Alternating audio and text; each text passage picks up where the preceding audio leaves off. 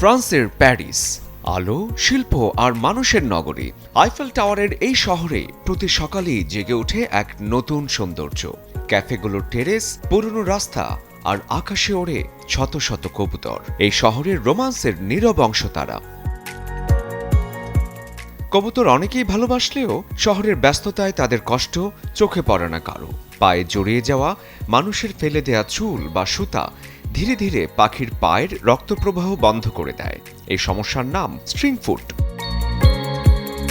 প্যারিসের বাসিন্দা ক্যাথরিন হার্ভেইস সঙ্গে ছোট্ট একটা অপারেশন থিয়েটার নিয়ে প্রতিদিনই কবুতরের জন্য হাঁটেন এই প্রান্ত থেকে ও প্রান্ত। এক হাতে খাবার, অন্য হাতে কাঁচি টুইজার। কবুতর ধরাই তার নেশা।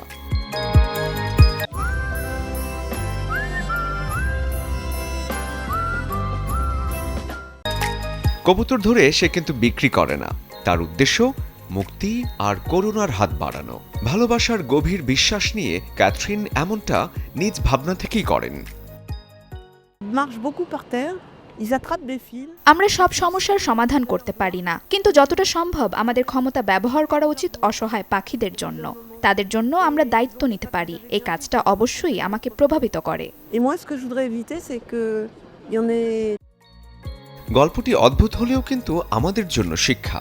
মানুষ যখন তার চুল বা সুতা খোলা জায়গায় ফেলে, তখন পাখির জীবনের জন্য সেসব ক্ষতির কারণ হয়ে দাঁড়ায়। শরীফুল হক, চ্যানেল 24।